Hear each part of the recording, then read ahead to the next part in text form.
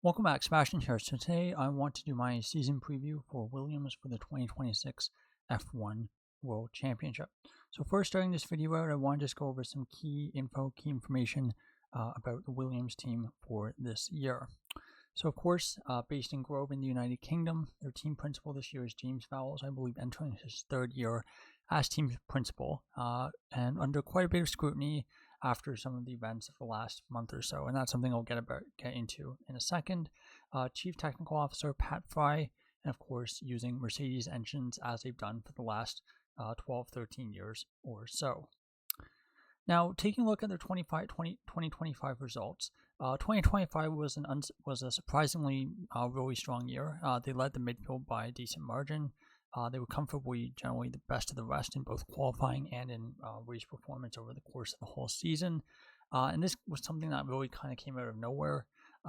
This has been a team that since 2018 or so, they've generally been in the bottom three or four positions in the Constructors' Championship, and they've never really been anywhere remotely near the front of the midfield. So it was a pretty genuine surprise, especially given that a lot of the talk here of this team was that they were aiming for 2026 and that they were, to an extent, sacrificing 2025 performance to prioritize 2026. But in terms of their stats last year, they finished fifth in the Constructors, 137 points, an average pole gap of 0.74 seconds, marginally better than Racing Bulls, and about 0.2 slower than Ferrari. So again, pretty impressive there. Last time, I can't remember the last time they were, within 0.2 of Ferrari. Probably you'd have to go back to maybe 2015, 2014 to get that kind of parity between the two teams. But anyway, definitely on a positive trend in terms of qualifying, and that translated into average minimum finishing position, which correlated very, very closely with Constructors' results last year. There's only two teams where the ranking is actually different for the two of them, and we'll get to those in a couple of days. But yeah, average minimum finishing position of 7.88, also fifth, like I mentioned. So taking a look at this team and their record in the first year of a new regulation cycle, it's a bit all over the place. Generally not great with one exception. So 2025, they finished fifth in the Constructors, 66 points. I think definitely can be considered a bit of a down year. This was the team's last year, I believe, in their tie-in with BMW before BMW switched over to Sauber. And so this was a relationship that was kind of, breaking apart at the time. And so, yeah, fifth was definitely a pretty poor spot, especially where they'd been a couple years prior. Now, 2009, they finished seventh in the Constructors, 34.5 points. All those courtesy of Nico Rosberg, I believe. And again, that's not terrible, given where they'd been for most of this time period, basically post BMW to basically 2014. They'd generally been a lower midfield team. So again, seventh honestly is not too bad compared to some of those other years. So again, you can maybe argue this is a regulation cycle wasn't too far out of line with their other results. But there were teams that they were really competitive with the year before, namely the Honda and Red Bull, who shot massively up the order. So again, you can kind of see it as a bit of a missed opportunity for Williams in 2009. Now, 2014 is obviously the big one, and this is one where Williams benefited massively from changing their engine and having the right engine at this time, at the right time. So they finished third in the Constructors, 320 points, no wins, but they did get quite a few podiums. They benefited from a combination of having the best engine, and they also opted for what was generally regarded as a very low drag setup, and they basically used that that concept for quite a few years, and it basically allowed them to be the best Mercedes customer team for a couple of years there, 2014 and 2015. So definitely, you can definitely look at 2014 and say this is an example of this team doing really, really well in the first year of a new set of regulations. Now, 2022 was not so good. They definitely was a little bit of a step back down to earth after relatively good 2021, where Russell got a shock podium in Spa. Of course, situation definitely helped by the fact that the race was basically a qualifying race. They also got points on a couple of other occasions, I believe in the Dutch Grand Prix and I think in the Hungarian Grand Prix as well. So they did get points here and there in 2021, but that was definitely a better car than the 2022 car, which was the slowest car on track by a good margin. Did pick up 8 points, a little bit fortuitous that they got those 8 points. Again, a little bit like 2014, they either opted or they ended up with a car that was generally very, very good in a straight line, but was just terrible in corners. So the couple tracks like Monza where the car was actually quite good, and again allowed them to pick up those 8 points, but they were still dead last in the constructors. So it'll be interesting to see how things go this year, 2026. I should talk a little bit about some of their travails when we get down to predictions and talking about the drivers this season.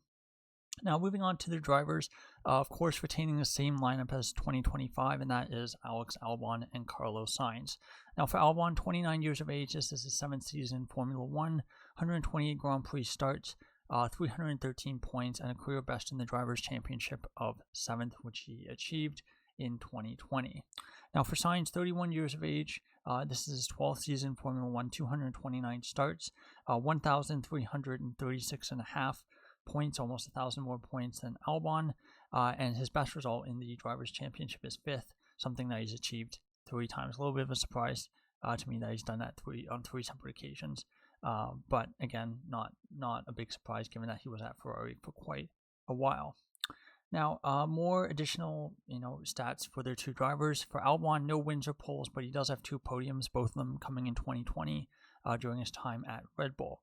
For Sainz, 4 wins, 6 poles, and 29 podiums. The majority of those coming during his time at Ferrari, but he did get 2 podiums last year for Williams. Williams' first podiums in a real Grand Prix since Lance Stroll in 2017. I know Russell did get that podium 2021, but again, circumstances were quite special that Grand Prix.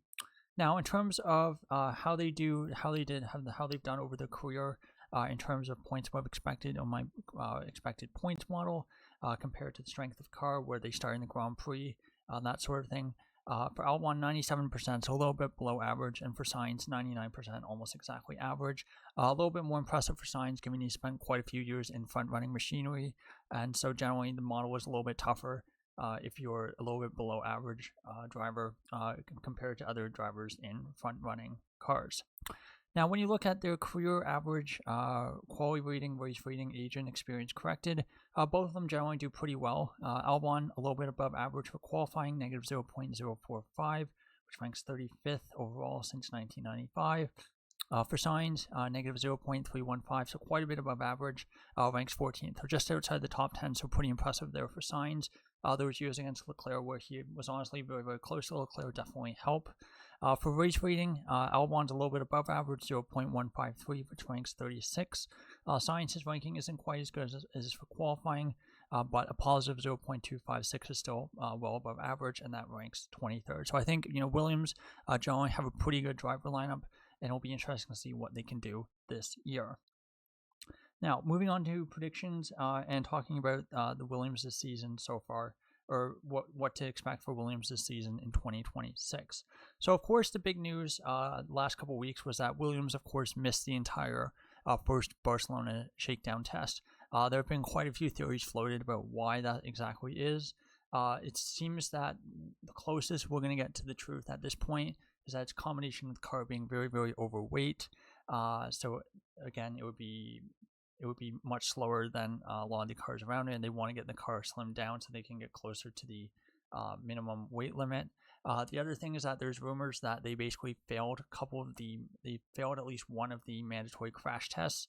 So there's parts of the car that are not properly homologated, which have basically passed the safety test for F1. And so they basically are scrambling to get that finished. And so they haven't actually been able to get the car built in time to do the test. To make matters worse, we're about a week or so out from that test, about a week and a bit ago, I think it was. And the team were supposed to have a team launch event this week in person at their Grove headquarters, and they had to basically cancel it / move it online to an online only because, again, the car is still not ready. So definitely not a good sign that they basically missed a Barcelona shakedown. They basically had to reorganize their season launch event because the car was still not ready. And so, again, generally a lot of warning signs there for Williams' 2026 car. I know James Vowles has come out to the media and said, oh, this is going to be the most advanced car ever and all sorts of things. It's the most, it's going to be the most cutting-edge car that Williams has built in like the last 20 years or whatever. But generally missing the first shakedown and then, of course, missing this launch event, generally not positive signs. And so I do think it's probably going to be a tough year. But again, I think Williams are a bit like Aston Martin are going to be a massive wild card, where if everything that James Vowles says is actually true, perhaps it's a very, very good car that's just maybe taking a while to get ready. Maybe this could be a very, very good car. But on the other hand, generally history tells us that teams that missed like an entire test show up very, very late with their car generally do not perform that well. Last time this happened, the first year of a new set of regulations, depending on how far you want to stretch the new set of regulations, you'd look at Williams 2019. That's probably one of the worst cars we've seen in the last decade and a half. Going further back, you'd have Lotus in 2014, who absolutely fell off a cliff after 2013. They were one of the slowest cars on the grid that year. And so generally, the signs are not looking great for Williams. But again, we shall wait and see. If this car is an absolute disaster, I could definitely see one or both of their drivers trying to head to greener pastures come 2026 or come 2027. And I think that would also be it would also be tough to attract new talent for the team for the following year if they had to replace one of their drivers. And so likely they would be relying on kind of going back to juniors, like for someone like Luke Browning, for example, I think is a Williams junior who will be racing in Super Formula this year. Now, that aside, let's finish up this video looking at predictions for both qualifying and races for their two drivers. So for qualifying, I'm expecting things to actually be a little bit bigger in terms of the gap. In qualifying last year, Sainz out-qualified Albon by about 700ths of a second, and my models are predicting that that gap's going to extend, and Sainz is going to out-qualify Albon by about 1.5 tenths. So it'll be interesting to see if that comes to fruition, but we shall see. But quite interestingly, despite the fact that he's being predicted to be out-qualified by about 1.5 tenths, Albon is still expected to be ahead in terms of points. So hypothetically, if Williams were to get 500 points, Albon would have 51%, and then Sainz would have the other 49%. And when you look at the points difference, that would be about 10 points difference. So we're still very, very close. And if I were to put a margin of error on this, it would be definitely well within the margin of error. And I think personally, rationale for why those two numbers would be quite different. I think the qualifying was based on last 5 year performance, last 5 years, whereas qualifying or the race performance one was based on performance the last 3 years. So that's partially why the numbers are as different as they are, but we shall see. I do expect Sainz to kind of cement his role as team leader. We saw basically over the course of 2025, Sainz was out-qualifying Albon more frequently and by bigger margins, and he was consistently generally being the better driver of the two. But that being said, Sainz did still have a very pretty scrappy 2025 by his standards, a lot of incidents and such, and it'll be important for him to tune those out or tune them down at least so that he has less incidents and issues. But I think it will be a really big year for Williams in 2026. Is this a team that's really turned things around? They're on the ascendancy, or is this a team that's kind of in crisis after missing the first test of the season in Barcelona? I guess we will have a better idea when hopefully they show up in Bahrain, I believe next week. But yes, that is my preview for Williams' 2026 F1 season. Hope the season goes well for them. We'll be back in a couple of days with the next team to preview. So thank you so much for watching, and goodbye.